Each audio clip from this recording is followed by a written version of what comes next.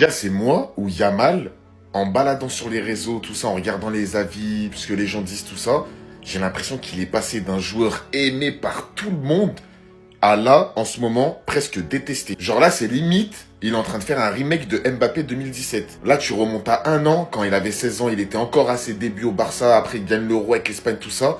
Même les supporters du Real l'aimaient, les supporters du PSG l'aimaient, les supporters du PSG le voulaient dans leur club carrément. Genre tout le monde était unanime sur Yamal, tout le monde l'aimait, tout le monde le kiffait ce gamin. Et là en fait cette année, avec toutes ces entre guillemets provocations, ces stories, ces petites choses avant les matchs qu'il met pour mettre la pression, pour mettre du suspense, pour mettre de la hype, j'ai l'impression que ça plaît pas à énormément de monde. Après, il y a eu la fameuse histoire avec Cristiano Ronaldo où il serre la main à Cristiano Ronaldo mais il le regarde pas. Ça, je pense que ça a été vraiment mal compris pour le coup. Parce qu'on a tous joué au foot, les gars, on sait très bien le respect que Yamal a pour Cristiano Ronaldo. Il a même dit en interview et même, pourquoi il détesterait Ronaldo déjà. Mais même genre là, depuis 2-3 mois, j'ai l'impression qu'il est dans la sauce tout le temps. Tout le temps, il se fait critiquer. Tout le temps, il y a du truc sur lui. Tout le temps. Je sais pas si vous vous rendez compte, les gars. Moi, après, je fais partie de ceux qui défendent Yamal. Pour moi, Yamal, des mecs comme ça, il en manquait.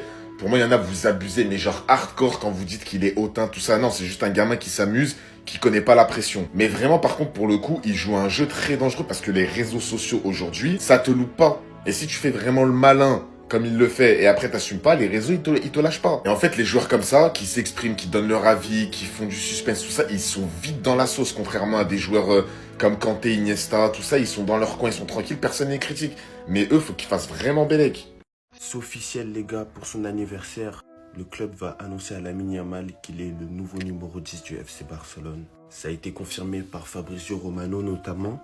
Et pour ceux qui ont peur pour lui, etc., c'est que vous confondez la personnalité de Lamine Yamal et celle de Ansu Fati qui n'ont absolument rien à voir. Dans le sens où déjà Ansu Fati, il n'a pas flop avec le numéro 10 du FC Barcelone. Il a commencé à flop parce que il est maudit ce joueur.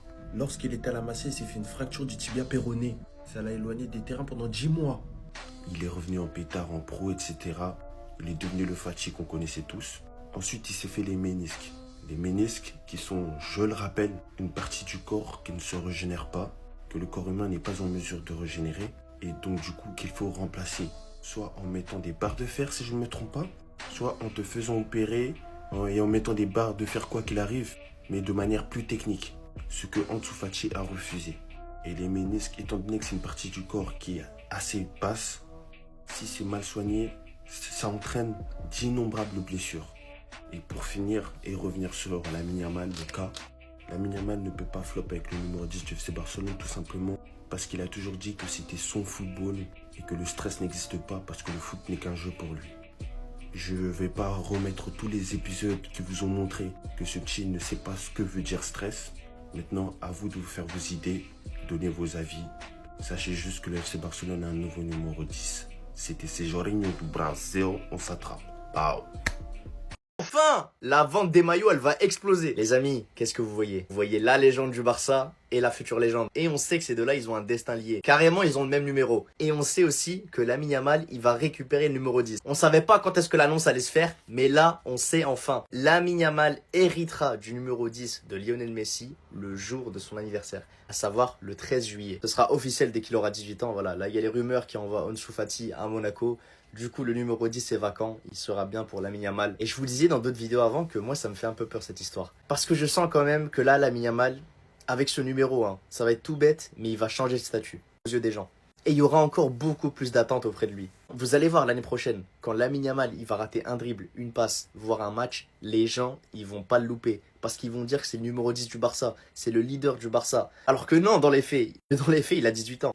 Et ça a déjà commencé avec la finale de la Ligue des Nations. Bon après, vas-y, il avait trop parlé, donc c'est le retour de bâton. Mais là, avec ce numéro 10 en plus, mais je vous jure que ça va pas le rater. Gars, Anthony Edwards, il est juste fou en fait. Season 5 over with. Got my ass whooped. KFC, UFC, USC. Okay, seeing 5. Et il a raison, il a raison. Ain't no excuses. Right hey, them hey, they put belt their ass. I can't be mad at that, right?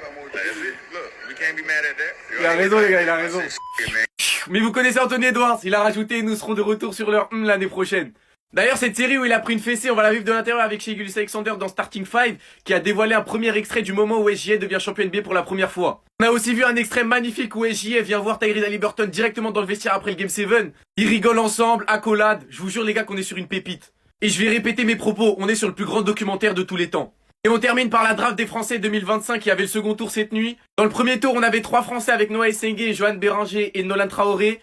Sur le second tour, on a aussi eu 3 Français avec Noah Penda qui va au Magic, Maxime Reynaud qui va aux Kings et Mohamed Diawara qui va aux Knicks. Je crois même que c'est le record de Français sur une draft NBA. Donc dites-moi vous en pensez en commentaire les gars, c'est pas vous abonner, vous êtes des bons, nous, on avance. Les gars, c'est dingue de voir ça. Lamine Yamal est à Ibiza et paye à Yacht à 5 000 € par jour. Même sa carte bleue, il peut plus l'utiliser sans qu'on soit au courant.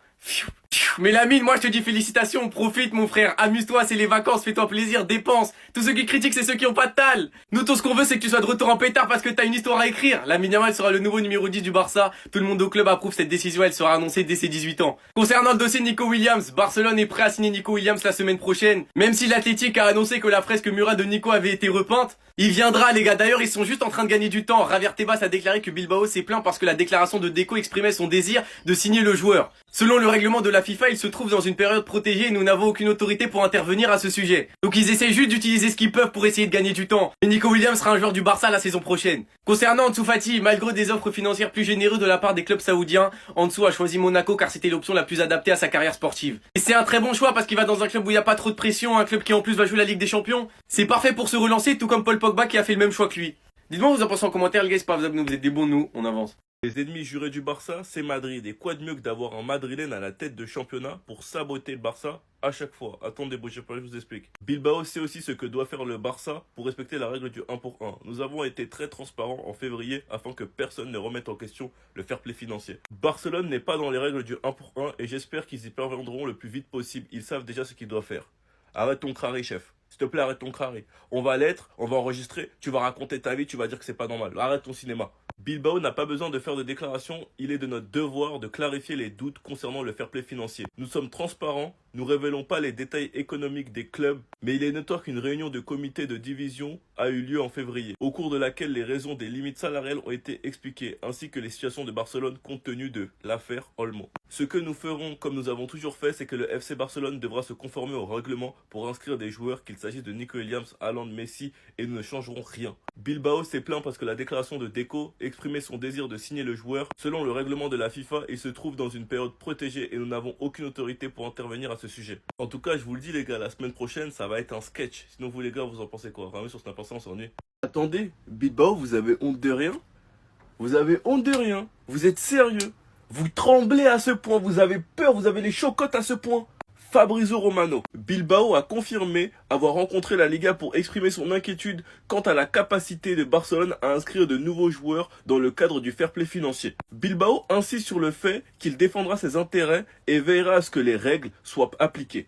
Et ça, c'est le tweet de Bilbao, leur page officielle. Bilbao apprécie la volonté et la clarté de l'organisation qui défend les intérêts de tous les clubs. Dans les cadres du fair play financier, entre un autre sujet, la capacité du FC Barcelone à recruter des joueurs a été évoquée. Mais Bilbao, du calme. Pourquoi vous vous affichez? Du calme.